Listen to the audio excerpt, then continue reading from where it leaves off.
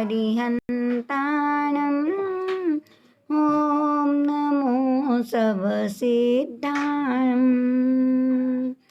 ॐ नमो आयर्याणम् ॐ नमो उवचायाणम् नमो लोये सवसाहूनम् एषो पञ्च नमोकारो सर्वपावपनाशिनो मङ्गलानं च सव्येसिं परमं हवै मङ्गलं परमं हवै मङ्गलम्।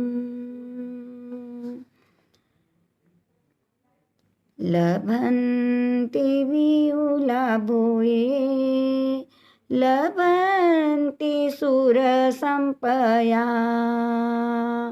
लभन्ते पुत्रमित्रं च एको धम्मो न लभै एको धम्मो न लभै। सर्वप्रथम हम सबकी आस्था के केंद्र प्रभु महावीर को कोटिशः वंदन। उन्हीं की आज्ञा में विचरण करने वाले सभी चारित्र आत्माओं को सत सत वंदन। आदरणीय सुश्रावक श्राविकाएं, आगमकार कहते हैं लभन्ति वियुला भोये। इस जीव को अनंत काल में 84 लाख जीव योनि के अंदर परिभ्रमण करते हुए भोग के साधन उसे बहुत विपुल मिले हैं। इससे आज भी हम इन भोगों के अंदर आसक्त बने हैं। इन भोगों के प्रति ममत्व, भोगों को प्राप्त करने की जागृति, इच्छा बार बार बनी रहती है। आगमकार कहते हैं, ज्ञानी पुरुष फरमाते हैं कि इस जीव को विपुल भोग की सामग्री अनंती बार प्राप्त हुई।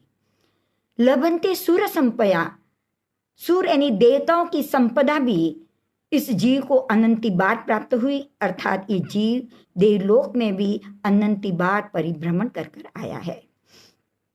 लभन्ते पुत्र मित्रम च, इस जीव ने अनंती बार माँ के गर्भ में जन्म लिया और उसने भी पुत्रों को जन्म दिया, मित्र बनाए। ऐसे पुत्र मित्र यानी परिवार इस जीव को अनंती बार प्राप्त हुआ, पर एगो धम्मो न लभई, इस जीव को एक धर्म नहीं मिला, ऐसा आगमकार महापुरुष फरमाते हैं। और हम देखें तो इन सारी चीज़ों के अंदर हमारी इतनी आसक्ति, इसके साथ हम जुड़े हुए हैं, किंतु धर्म की बात जहाँ पर भी आती है, धर्म करने के अंदर कतराते हैं। धर्म करने के लिए सब कुछ अपनी व्यवस्थाएं, अपनी स्थितियाँ पूर्ण हो जाने पर भी हम इस गृहस्थ जीवन को छोड़कर उस मार्ग की ओर आगे नहीं बढ़ पाते। तो इससे कभी स्वयं का अपने आप में अनुभव होता है कि इस जीव को कभी शायद धर्म की कमी रही है, धर्म की प्राप्ति नहीं हुई। बहनों, कल हमने 3 मनोरथ की बात कही थी। उस 3 मनोरथ के अंदर भी यही बात बार बार हमारे सामने आ रही थी कि वह दिन मेरा धन्य होगा जिस दिन मैं आर्यम परिग्रह से निवृत्त हूँ। वह दिन मेरा धन्य होगा जिस दिन मैं पंच महाव्रत को धारण करूँ। वह दिन धन्य होगा जिस दिन मैं पंडित मृत्यु को प्राप्त करूँ, पंडित मरण को प्राप्त करूँ। ये बात बार बार हम चिंतन कर रहे थे, चर्चा कर रहे थे कि कैसे हम इन चीज़ों को अपने जीवन के अंदर जागृत करें और हम उस संपदा जो धर्म नहीं प्राप्त हुआ है, उस धर्म को हम कैसे अपने जीवन के अंदर आए, इसका हम चर्चा कर रहे थे। कई बहनों के प्रश्न आए हैं कि इसके अलावा क्या हम और कुछ अपने दैनिकचर्या के अंदर कर सकते हैं। तो उसके अंदर 1 घंटे के 24 के पचकान भी कर सकते हैं, ऐसा प्रश्न आया था। हाँ, हम जरूर कर सकते हैं। पूरे दिन तो हम गधे के जैसे चरते नहीं हैं, हम तो समय समय के अनुसार 14 नियम के अंदर समझ करके हमने समय समय के अनुसार भोजन करने की जो बात कही थी, तो उसके बीच में कितना गैप रह जाता है। उस समय में हम एक एक घंटे के पचकान कर सकते हैं। वे एक एक घंटे के पचकान चौविहार पचकान होते हैं, तिविहार पचकान का नहीं। एक घंटे के लिए ही तो करना है, फिर उसमें और तिविहार का पचकान करके क्या करें, चौविहार के पचकान ही करें। चौविहार का 1 घंटे का चौविहार का पचकान ऐसे कैसे लें, ये भी प्रश्न किया था। 1 घंटे तक अश्नम पानम खाइमम साइमम का पचकान सहसा महत्रा अनथना भोगेनम सहसागारेनम योसिरामी, बस इतना ही बोलना है। और 1 घंटे के बाद जब पचकान पालते हो तो पचकान के अंदर न 1 घंटे के चौविहार के पचकान कायनम न फास्यम न पाल्यम न तीर्यम न कीट्यम न सोह्यम न अरायम अणाय अनुपाल्यम न भवे तस्मिच्छामि दुक्रम। ऐसे जिसको छोटे बच्चों को नहीं आता है तो 3 नवकार मंत्र गिन करके भी पचकान को पार करके पानी पी सकते हो। 1 घंटे का चौविहार का पचकान भी हमारी स्वयं के जागृति को लाता है, अव्रत के आश्रव को रोकता है और व्रत के अंदर स्थापित करता है, व्रत की जागृति देता है, आत्म कल्याण के मार्ग बताता है। तो 1 घंटे के चौविहार के पचकान भी कर सकते हैं। और हमारे स्थानाकाशी परंपरा में तो एक चांदी की जो अंगूठी होती है, जो जिसे पचकान की अंगूठी कहते हैं, उस पचकान की अंगूठी गुरुदेव से लेकर के अपने राइट हाथ के अंदर पहनते हैं तो वो चौविहार का पचकान हो जाता है। जब भी हमको कुछ लेना है तो उसको खोल करके फिर कुछ आहार ले सकते हैं। ऐसे भी छोटे छोटे पचकान करके हम पूरे दिन में अपने व्रतों में रह सकते हैं। हम अव्रत के आश्रम को छोड़ करके व्रत के अंदर स्थापित हो सकते हैं। तो 1-1 घंटे के चौविहार के पचकान भी किए जा सकते हैं। और तो क्या, इस जैन दर्शन के अंदर जन्म लेने के बाद अगर हम एक भी नियम, कोई छोटा नियम बड़ा नियम, कोई नवकार मंत्र गिनने का नियम ले सकता है, कोई लोगस बोलने का नियम ले सकता है, नमोर्थनम बोलने का नियम ले सकता है, तिखुत के पाठ से वंदना करने का नियम ले सकता है, नौकारसी के पचकान का नियम ले सकता है। 1 घंटे के रोज चौविहार 1 घंटा करूंगा, ऐसे भी पचकान ले सकते हैं। इस प्रकार के पचकान लेने का एक भी नियम अगर अखंड रूप से जीवन के लिए अखंड रूप से अगर उसका पालन किया जाता है, चाहे उस पचकान लेने के बाद घर के अंदर कई ग्रस्त है, हमारा जीवन ग्रस्त है, यहाँ पे कई प्रकार के काम हो सकते हैं, विवाह शादी के कार्यक्रम हो सकते हैं, मृत्यु के कार्यक्रम हो सकते हैं, कई घर के अंदर कई व्यवस्थाएं हो सकती है, किंतु उस पचकान को कभी भी नहीं खंडित करते हैं। वह आत्मा अखंड रूप से एक ही नियम को क्रमशः भले कैसी भी अवस्था मिले, उस अवस्था के अंदर भी वह सम्यक रूप से अपने आत्महित के लिए अगर उस पचकान का पूर्ण रूप से पालन करता है तो अगला भव निश्चित जैन दर्शन प्राप्त होता है। अर्थात वह पुनः जैन दर्शन के अंदर जन्म लेता है, जिस जैन दर्शन के अंदर वो अपनी आत्मा के हित का, स्वयं के हित का, स्वयं के कल्याण का कार्य कर सकता है। तो एक कोई नियम अखंड रूप से पालने पर जैन दर्शन की पुनः प्राप्ति होती है। फिर दूसरा,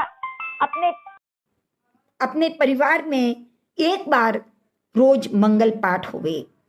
ये जरूर हम विवेक रखें, चत्तारी मंगलम का पाठ हम घर के परिवार वाले सब मिल करके 1-2 मिनट के लिए 2 मिनट आप नवकार मंत्र का जाप कर सकें तो नवकार मंत्र का जाप करिए, एक प्रार्थना बोलनी है तो एक प्रार्थना बोलिए, एक भजन बोलना है तो कहते हैं कि वैचारिकों ने कहा है कि एक समय का भोजन और एक समय का भजन जिस परिवार के अंदर साथ में होता है, उस परिवार में हमेशा मित्रता, प्रेम और वात्सल्य बढ़ता ही जाता है।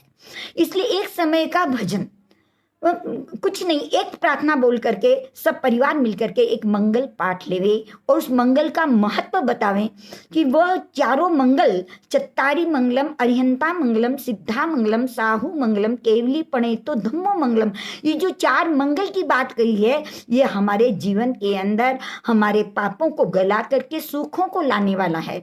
इतना सुंदर ये मंगलिक पाठ है। वो मंगल पाठ हमारे परिवार के सभी मेंबर को आ जाए तो बहुत ही अच्छा।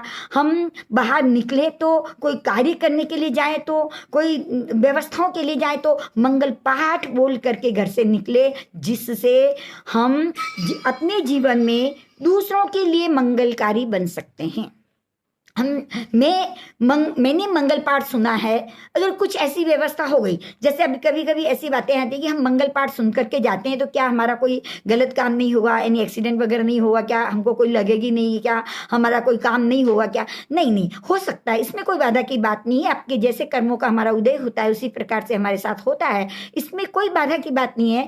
किंतु मंगल पाठ सुनने वाला जब ऐसी घटना होती है तो उस घटना के साथ वो इस प्रकार से जुड़ता है कि मेरे ही कर्म है, उसको पॉजिटिव सोचता है, सम्यक रूप से सोचता है। अगर सम्यक रूप से उसको सोचे, सम्यक रूप से उसका चिंतन करे तो वह उसके लिए मंगलकारी बन जाता है।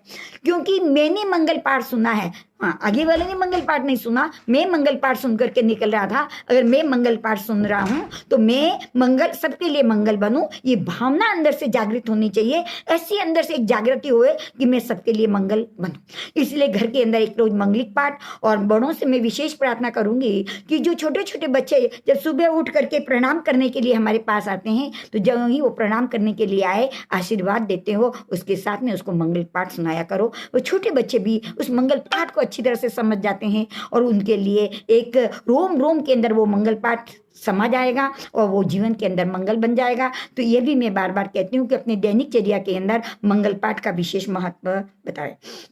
दूसरी बात, हमारे जीवन के अंदर कई घटनाएं घटती है, हमारा सोच सम्यक्त सोच हो, जिसको पॉजिटिव चिंतन कहते हैं। हम हर घटना के साथ पॉजिटिव लेने की कोशिश करें, सम्यक प्रकार से इसको लेने की कोशिश करें, हम अपनी ओर आने की कोशिश करें। क्योंकि पॉजिटिव लेने से हम अपना सम्यक रूप से सही कर सकते हैं, अपना सुधार कर सकते हैं, हम आगे बढ़ सकते हैं। पॉजिटिव के अंदर यह चिंतन चलेगा कि मैंने ही किसी के साथ ऐसा किया है, अभी तो नहीं किया पर कहाँ पहले करके आया हूँ, इस भव में नहीं किया, पूर्व भव के अंदर भी करके आया हूं।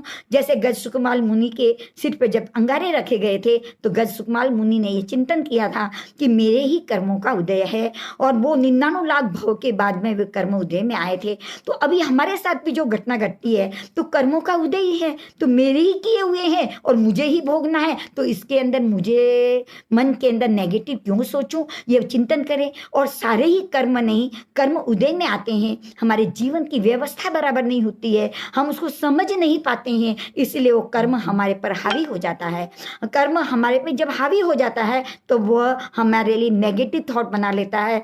तो हम इस मंगल पाठ के द्वारा अपने परिवार में सम्यक सोच के द्वारा मेरे किए हुए कर्मों का ही उदय चल रहा है, इसीलिए मुझे अपने कर्मों से मुक्त होना है। ये चिंतन जब कई बार हम सोचते रहेंगे तो एक आध दिन भी अगर ऐसा आ जाए, दिन में एक बार भी ऐसा आ जाए कि हम पॉजिटिव सोचने लग जाए, तो निश्चय हम कर्म बंधन के आश्रय से रुक सकते हैं। ये हमारे हाथ की बात है, क्योंकि प्रभु का सिद्धांत है, कर्मों का कर्ता भी मैं हूं और कर्मों का भोगता भी मैं ही हूं। मैं ही करता हूं, मैं ही भोगता हूं। उदय के समय मैं विवेक नहीं रखता हूं, इसलिए कर्म मेरे पे हावी हो जाते हैं। किंतु मैं अगर पॉजिटिव सोचने लग जाऊं तो कर्म भी आकर के निकल जाते हैं। इसलिए परिवार में रह करके पॉजिटिव चिंतन करें।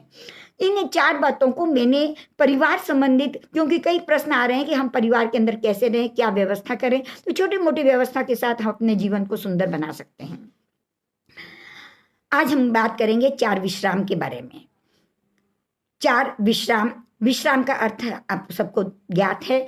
विश्राम का अर्थ होता है आराम से रहना। देखो कैसी व्यवस्था है, हम आराम से नहीं रह पा रहे हैं, हम नहीं रहते हैं घर पे, पूरे दिन भाग दौड़ कर रहे हैं। तो आज इस संसार के अंदर कोरोना का जो वायरस चल रहा है उससे हम अपने अपने घरों में हैं, पर मुझे चिंतन चल रहा है कि हम घर में भी शांत नहीं बैठे, हम विश्राम नहीं ले सकते, हमें कुछ न कुछ एक्टिविटी करनी है। विश्राम लेने के लिए कहा गया है, प्रकृति से विश्राम की अवस्था बन रही है हमारे जीवन के अंदर, फिर भी हम विश्राम नहीं ले पा रहे हैं। हमको उस समय में कुछ करना है, कोई कहाँ जा रहा है तो कोई कहाँ जा रहा है, तो कोई क्या प्रोग्राम कर, कुछ न कुछ करने की ही भावना जाग रही है। इसका अर्थ हम शांत से विश्राम से रह नहीं पाते। और अगर गहराई से सोचें, और परमात्मा की वाणी है कि कुछ नहीं करना ही धर्म है, जहाँ कुछ किया जाता है, कुछ ना कुछ हम करते रहते हैं, बात तो शुभ या अशुभ कर्मों का बंध होता ही रहता है। किंतु जहाँ कुछ नहीं करना, मन से, वचन से, काया से एकदम शांत हो जाना, वही कुछ नहीं करना ही वही धर्म है, वही अपनी आत्म भाव में स्थित होना है। किंतु हम यहाँ अभी भी प्रकृति से भी हुआ तो भी हम रह नहीं पाते हैं। इसलिए परमात्मा ने हमारी आत्मा के अपने आत्म भाव में स्थित रहने के लिए, क्योंकि श्रावक के लिए परिवार का, व्यापार का, सारी व्यवस्थाओं का भार हमेशा उस पर है। वो कुछ न कुछ अपने परिवार के लिए, अपनी व्यापार के लिए, अपने समाज के लिए इन सारी व्यवस्थाओं से जुड़ा हुआ है। और जब जुड़ा हुआ है तो उसे कुछ न कुछ कार्य करना ही होता है। प्रभु ने श्रावक के लिए 4 विश्राम बताए। पहले हम एक उदाहरण से इसको समझ लेंगे। एक हमाल यानी कुली वाला था। वो रेलवे स्टेशन से कुछ माल को लेकर के आगे उसे शहर तक पहुंचाना था। वो कुली वाला, वो हमाली उस माल को अपने कंधे पर रखता है। जब एक कंधे पर रख करके चलता है तो वो थक जाता है, तो एक कंधे से उठा करके जब दूसरे कंधे पर रख लेता है, दूसरे कंधे पर रख लिया, थोड़ा आगे गया और थक गया, दोनों कंधे थक गए, तो उसने धीरे से उस सामान को उतार करके एक स्थान पर रखा और अपनी लघु शंका के लिए चला गया और आकर के वापस उस सामान को उठाया। फिर आगे चला, रात्रि पड़ गई, अब आगे रात्रि को चल नहीं सकता, एक धर्मशाला के अंदर उतरा और अपने सामान को वहाँ पर रखा और आराम सोया। आराम से नहीं, उसे उसकी चिंता थी कि सामान यहाँ पर पड़ा है और सामान के साथ में वहाँ पर रहा।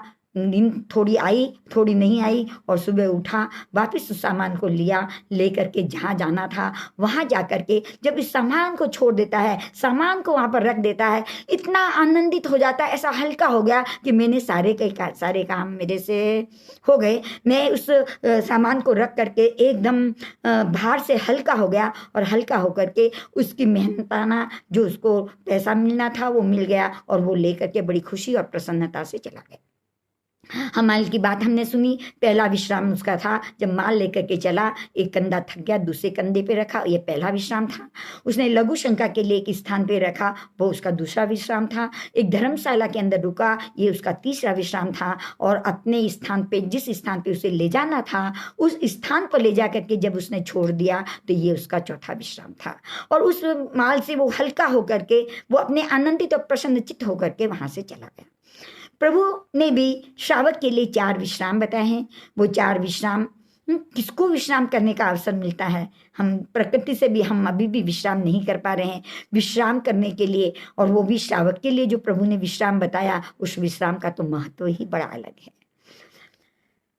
अनंत काल से इस संसार में परिभ्रमण करता हुआ जीव, 4 गति 84 लाख जीव योनि के अंदर परिभ्रमण करता हुआ जीव, इस जीव को कभी भी विश्राम करने का अवसर ही प्राप्त नहीं हुआ। श्रावक बनकर के वे 4 विश्राम की बात कहते हैं। विश्राम करने के लिए अपने आत्म भावों में, यानी अपनी मन वचन काया को स्थिर करके अपने आत्म भावों में रमण करना, उसका नाम क्या है? विश्राम। आध्यात्मिक क्षेत्र के अंदर मन वचन काया को स्थिर करके अपने आत्म भावों में रमण करना, उसको विश्राम कहा गया है। वह विश्राम बड़ी पुण्यवान आत्मा होती है, उसे ही विश्राम करने का अवसर मिलता है, नहीं तो इस संसार के अंदर गोते ही लगते हैं। वह जीव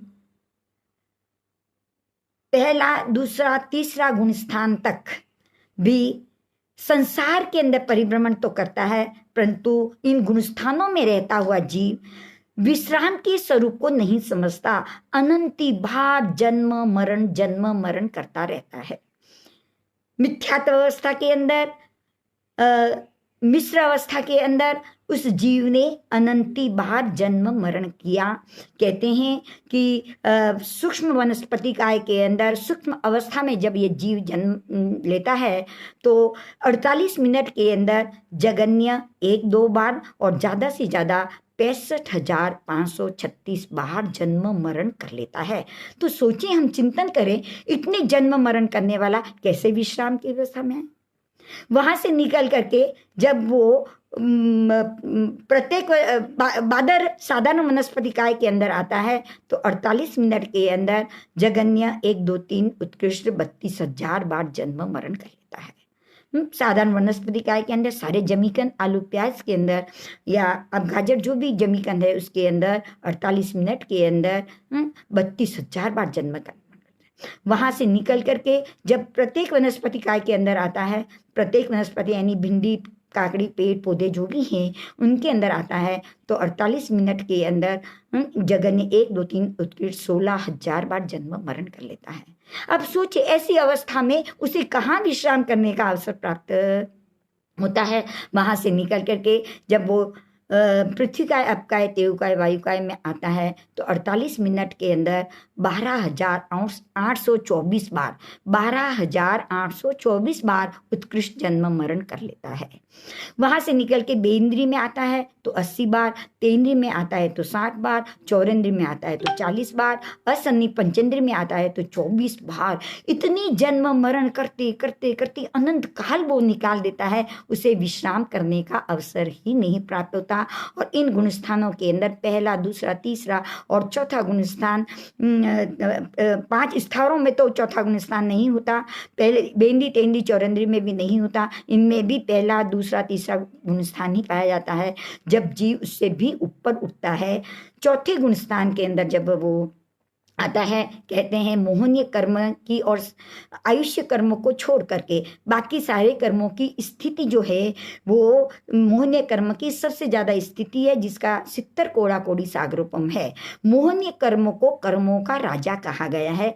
जब राजा की स्थिति इतनी है तो सारी कर्मों की स्थिति भी उत्कृष्ट रहती है, क्योंकि मोहनीय कर्मों को राजा इसलिए कहा गया कि बाकी सारे कर्म हमारे एक एक गुण को आवृत करते हैं, हमारे एक एक गुण को। जैसे ज्ञानावन्य कर्म जो है हमारे ज्ञान गुण को आवृत करता है, दर्शनावन्य कर्म हमारे दर्शन गुण को आवृत करता है, वेदनीय कर्म हमारे अनंत सुख को आवृत करता है, और आयुष्य कर्म अटल अवगाहना को, नाम कर्म अमूर्त अवस्था को, गोत्र कर्म हमारे अगुरु लघुपन्ने को, ये अंतराय कर्म हमारे अनंत वीर्य को, इसको आवृत करता है।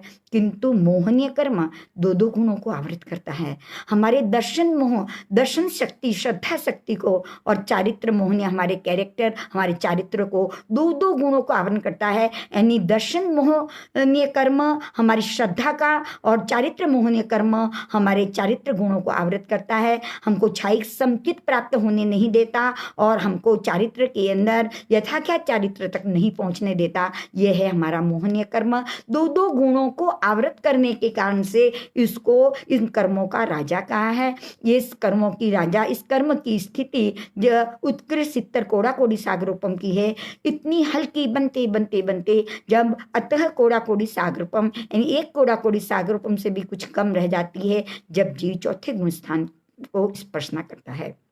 जब जी चौथे गुण स्थान के अंदर आता है तब उसकी अनंताबंदी की चौकड़ी और दर्शन मोहनीय त्रिक की चौकड़ी त्रिक भी जब हल्के पड़ जाते हैं, 6 उपसम या 6 उपसम हो जाता है, तब वो चौथे गुण स्थान का अधिकारी बनता है। और जब चौथे गुण स्थान के अंदर वह जीव जब अप्रत्याख्यानी क्रोध, मान, माया, लोभ का 6 उपसम कर लेता है, इतनी स्थिति उसकी बनती है, 6 उपसम या 6 उपसम करता है, तब जब 5वें गुण स्थान के अंदर आता है, और जब 5वें गुण स्थान में ये जीव पहुंचता है तब यह विश्राम को धारण कर सकता है। हम सोचें, हम चिंतन करें कि उस अवस्था में इस जीव को कभी भी विश्राम करने का अवसर ही प्राप्त नहीं हुआ। इस 5वें गुण स्थान के अंदर उसे विश्राम करने का अवसर प्राप्त हुआ। ये प्रभु ने इन 4 विश्राम बताए हैं। 4 विश्राम के अंदर व्रत पचकान धारण करना था, नौकारसी आदि पचकान करना पहला विश्राम है। दूसरा विश्राम का नाम है सामयिक करना, तीसरे विश्राम का नाम है पौषध करना, और चौथा विश्राम का नाम है संथारा सहित पंडित मृत्यु को प्राप्त करना। पहला विश्राम है व्रत, छोटे मोटे व्रत आदि नौकारसी आदि पचकान करना। दूसरे विश्राम का नाम है सामयिक करना, तीसरे विश्राम का नाम है पौषध करना, और चौथे विश्राम का नाम है संथारा सहित पंडित मृत्यु को प्राप्त करना। तो ये विश्राम करने का अवसर इस जीव को कब मिला?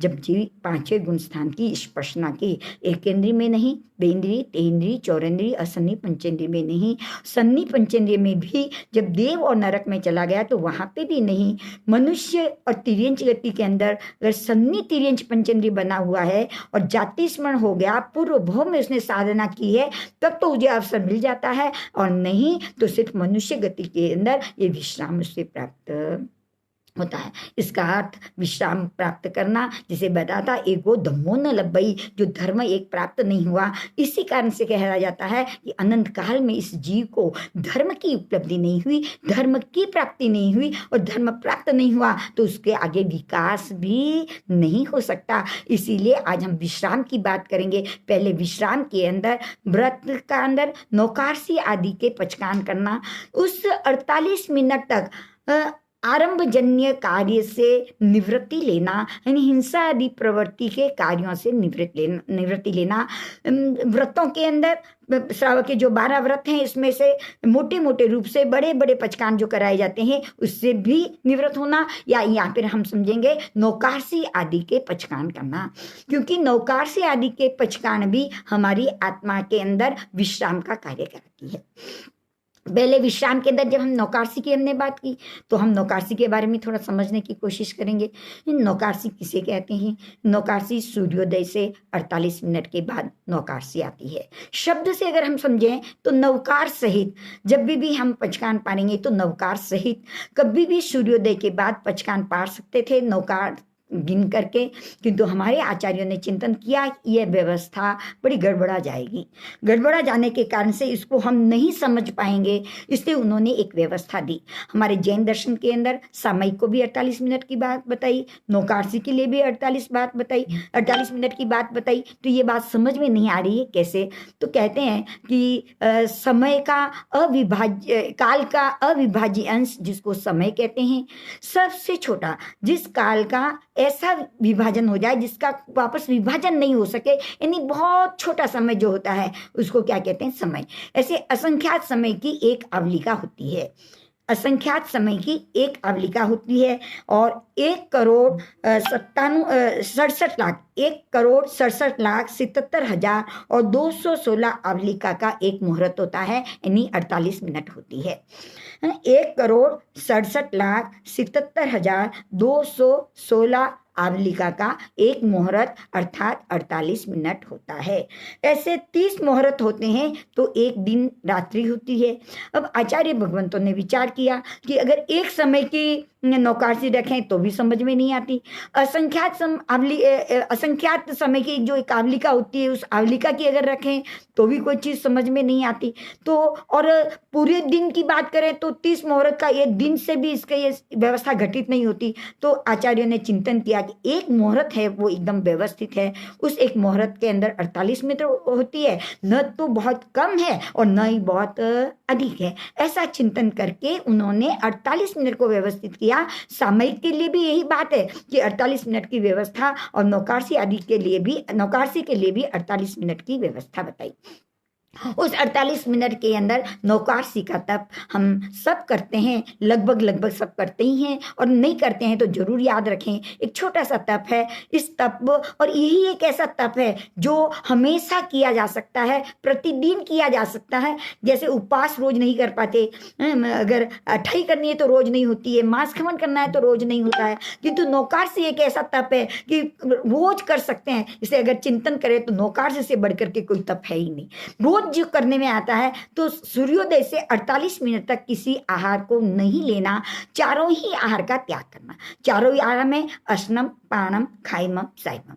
अश्नम वो आहार है जिससे हमारी भूख शांत हो जाती है, पाणम वो आहार है जिससे हमारी प्यास शांत हो जाती है, खाइमम वो है जिससे भूख और प्यास दोनों शांत हो जाती है, और साइमम वो है जिससे भूख प्यास दोनों शांत नहीं होती। अश्नम के अंदर रोटी सब्जी दाल चावल आते हैं, पाणम में पानी है, खाइमम के अंदर फल फ्रूट मेवा आदि है, और साइमम के अंदर मुखवास है जिससे भूख और प्यास दोनों शांत नहीं होती। इन चारों आहारों का त्याग करना 48 मिनट के लिए, वो एक 48 मिनट तक इन आहार संज्ञा पर विजय प्राप्त करनी है। और उस नौकारसी के समय में जब हमको ये हिंसा वाली प्रवृत्ति में ये आहार संज्ञा के उसके व्यवस्था वाली सारी चीजें हमें न करके 48 मिनट तक धर्म ध्यान करना। है।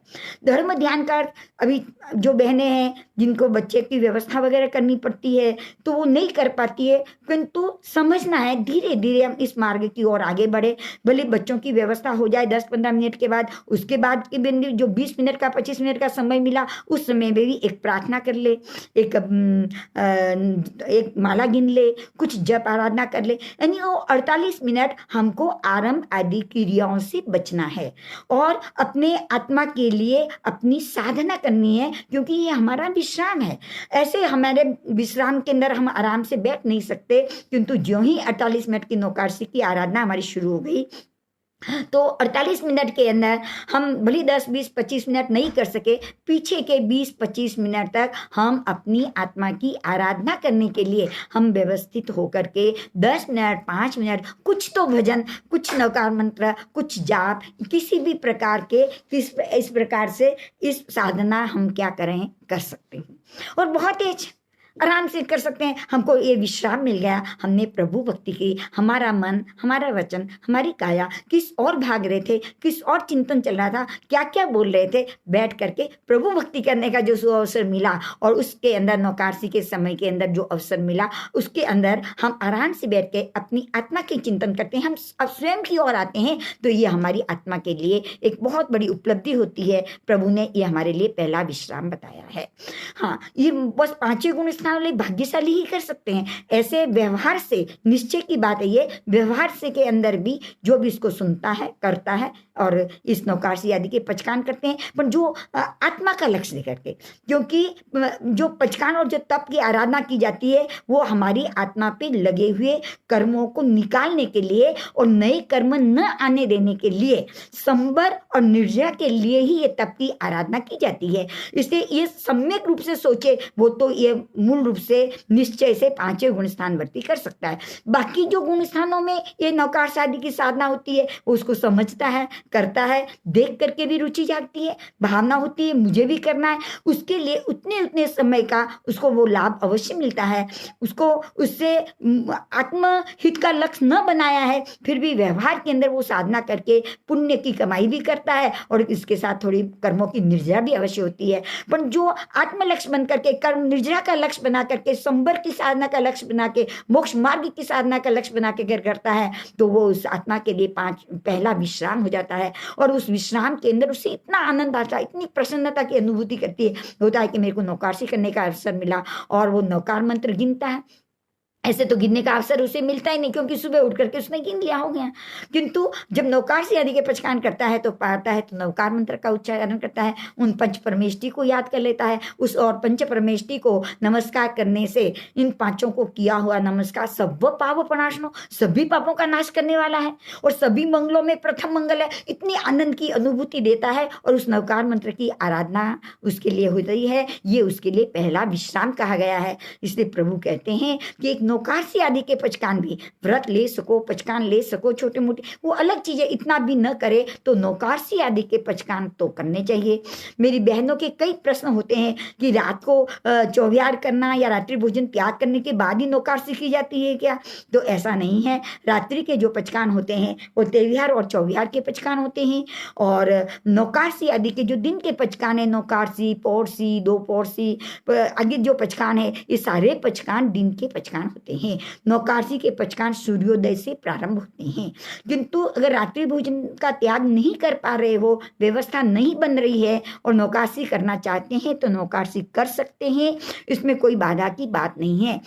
आपने 9 बजे, 10 बजे, 11 बजे तक भी अगर भोजन कर लिया है, किसी कारणवश कहाँ चले गए थे बाहर और आकर के 12 बजे भी अगर आपको भोजन करने का अवसर मिला है और आपने भोजन किया है, नहीं रह सकते हो भोजन किए बिना, और आपने भोजन कर लिया है तो सुबह उठ के नौकारसी कर सकते हो, इसमें कोई बाधा की बात नहीं है। पर रोज मैं आराम से 12-1 बजे खाऊं और फिर करूं, ऐसा चिंतन नहीं। हमारा भोजन समय पे व्यवस्थित हो जाए, क्योंकि भगवान के ज्ञान के अंदर रात्रि भोजन त्याग की विशेष महत्ता बताई है।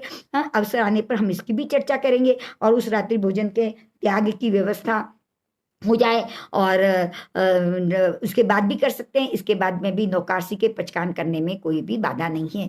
हमारे बड़ेरे फरमाते थे कि रात्रि को नींद में से उठ करके पानी का उपयोग नहीं करना है। बहुत सारे हमारे भाई बहन नींद में से उठ करके पानी पीते हैं। हमारे बड़ेरे ये कहते थे कि नींद में से उठ के पानी पीते हैं तो खून पीने के बराबर होता है। तो हम जैनी हैं, हम इतना अवश्य चिंतन करें कि रात्रि के अंदर नींद से उठ करके पानी का उपयोग न करें, इतना विवेक रखेंगे। और उसके बाद में नौकारसी के पचकान, हाँ ये भी पूछा जाता है कि कब नौकारसी के पचकान लिए जाते हैं। हो सकता है आपने रात्रि भोजन के त्याग किया, उस समय भी आप कल सुबह के लिए नौकारसी के पचकान कर सकते हो।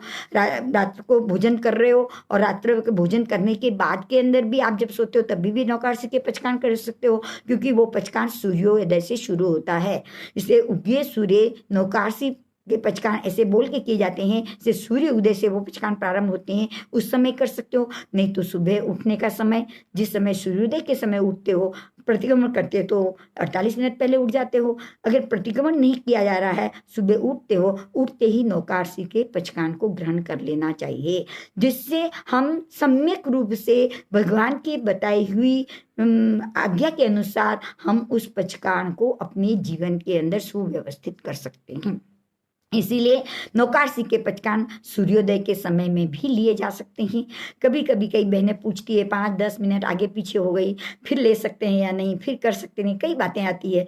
तो आप विवेक रखें, क्योंकि आपको ये अपनी आत्मा की साधना करनी है, आत्मा की ओर आगे बढ़ना है, तो उसका चिंतन करें। क्योंकि आज तो सोते सोते, हाँ कई घरों में तो आज कोरोना के हिसाब से सोते सोते पौरसी भी आ जाती, पौरसी के बाद ही उठते हैं, ऐसी भी स्थिति बन रही है। तो आपको पचकान वगैरह करने हैं तो थोड़ा सा विवेक रखें। उसके बाद में भी 5-10-15 मिनट कोई आगे पीछे गए तो भी आप पचकान कर लो, परंतु पचकान लेने के बाद के अंदर थोड़ा समय व्यवस्थित करके उसके बाद में पचकान को पालना है। नवकार मंत्र के सहित पचकान को पालना है। और पचकान पढ़ने के बाद में भी अहोभाव से इतने समय तक मैंने आहार संज्ञा का त्याग किया, मेरी आहार संज्ञा से मुझे निवृत्ति मिली, मैं व्रत में आया हूँ, ये व्रत मुझे आत्मा कल्याण का मार्ग दे रहा है, ये व्रत लेकर के मैं अपनी आत्मा का कल्याण कर सकती हूँ। इतना इसके प्रति अहोभाव जागृत होना, ऐसा नहीं कि हमने पचकान लिए और पचकान हो गए और व्यवस्थाएं हो गई, चलो हो गया हमारा काम, ये नहीं, हमने ये काम नहीं कर रहे हैं। इसको अपने जैसे घर के सारे काम के साथ अपने शरीर की शुद्धि करना है, स्नान करना है, नाश्ता करना, उसके साथ इसको मत जोड़ो। ये अपनी आत्मशुद्धि का है, आत्मा के लिए महत्वपूर्ण है, इसके साथ अपनी जागृति रहनी चाहिए। इसके समय में हमको धर्म ध्यान की ओर आगे बढ़ना है।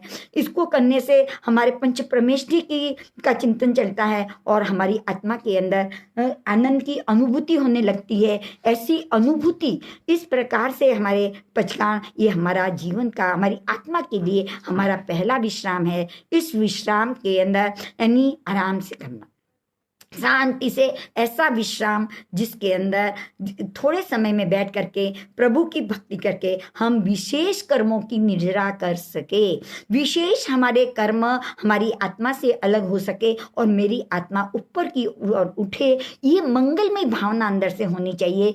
और अपने जीवन के अंदर इस विश्राम को हमेशा याद रखेंगे। नौकारसी, पौरसी, डेढ़ पौरसी, पचकान कैसे लेते हैं, मैं सिर्फ आज नौकारसी के पचकान की बात करती हूँ। नौकारसी के पचकान के 2 आगार हैं, उगे सुरे नमुकार सह्यम पचकामी चौव्यम्पी आहारम अश्नम पानम खाइमम साइमम अनथनाभोगेनम सहसागारेणम पोसिरामी। उगे सुरे नमुकार संयम पचखामी चौव्यम्पी आहारम अश्नम पानम खाइमम साइमम अनथनाभोगेनम सहसागारेणम पोसिरामी। इस प्रकार से पचकान लिया जाता है। जब नौकारसी आ जाती है तो पचकान पाड़ने के पाठ, नौकारसी के पचकान में सम्मम कायनम न फास्यम न पाल्यम न तीर्यम न कीटियम न सोय्यम न आराह्यम अणाये अनुपाल्यम न भवई तस्मिच्छामि दुक्कड़म बोल करके नवकार मंत्र का उच्चारण करके एक स्थान पे बैठ करके आहार को ग्रहण करना है। और उस समय में भी आहार को आसक्ति से ग्रहण नहीं करना है। हो सके नौकारसी के 5-10 मिनट के बाद में पारो और पचकान बढ़ जाएगा। और उसके बाद में भी जब आहार लेते हैं तो उसको आसक्ति पूर्वक ग्रहण न करें, जल्दी जल्दी से ग्रहण न करें, क्योंकि मैंने इतने समय तक अपनी आहार संज्ञा को समझ करके, अच्छी तरह से समझ के उस आहार संज्ञा को मैंने अब कम लिया है, अब मैं वापस आहार ग्रहण करती हूँ क्योंकि उसके बिना मेरा जीवन नहीं चलता। अब मैं ले रही हूँ तो उसके प्रति आसक्ति नहीं होवे, उसके प्रति ममत्व नहीं होवे। इस प्रकार से आसक्ति और ममत्व रहित बनती हुई मैं उस आहार को सम्यक प्रकार से ग्रहण करूं। ये चिंतन भी हमारे जरूर होना चाहिए।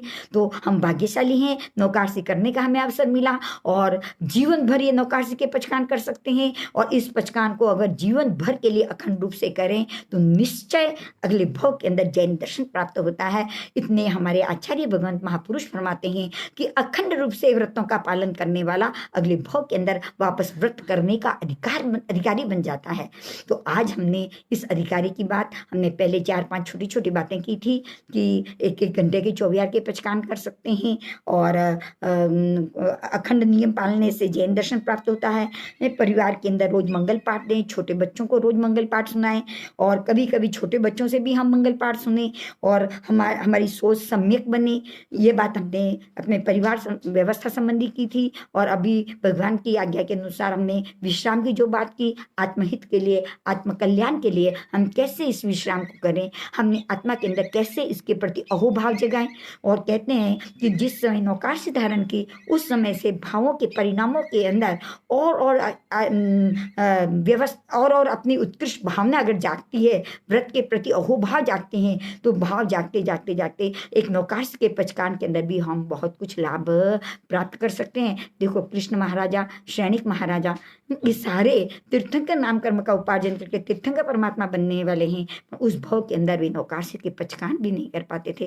कैसी उनके जीवन की व्यवस्था रही होगी, प्रभु की सम्यक वाणी को सुन करके भी, प्रभु के पास रह करके भी, सब कुछ समझ करके भी स्वयं नौकारसी के पचकान भी नहीं कर पाते थे। न कृष्ण महाराजा कर पाए, न श्रेणिक महाराजा कर पाए, क्योंकि उनके अप्रत्याख्यानी क्रोध मान माया लोभ का उदय चल रहा था। हम तो बहुत भाग्यशाली हैं कि हमारे ये कसाय पतले पड़ चुके हैं, इसलिए तो हम नौकारसी की भी बात भी कर रहे हैं, चर्चा भी कर रहे हैं और नौकारसी लेने की भाव भी बना रहे। इसलिए मैं अंतर दिल से सबसे कहूंगी कि कम से कम हम जैन दर्शन के अंदर जन्मे हैं, नौकारसी के पचकान के प्रति अहोभाव जागृत करें, जागृत बने कि मुझे भी तप करने का अवसर मिला है। तप वो साधना है जिस तप को ज्वाला भी कहते हैं और तप को ज्योति भी कहते हैं।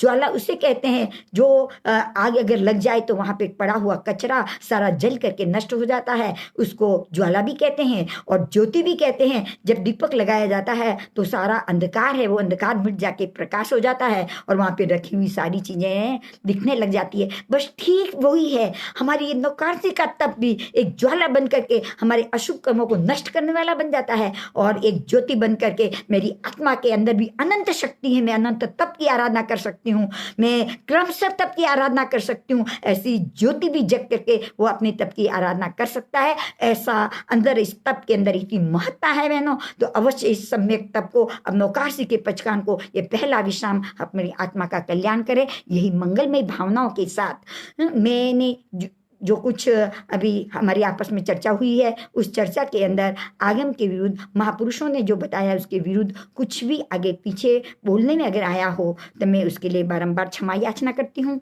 और इस कार्य के अंदर आपको कोई जो चीज़ अगर समझ में न आई हो तो उसको कमेंट बॉक्स के अंदर आप प्रश्न पूछ सकते हैं। मैं मुझे जितना समझ में आएगा उस यथावसर में आपको उसका उत्तर दूंगी। और भी हम कोशिश करेंगे और हम अपने आत्मा के अंदर व्रतों को जगाने का अवश्य प्रयास करें। इन्हीं मंगलमय भावनाओं के साथ जय जिनेन्द्र, जय महावीर।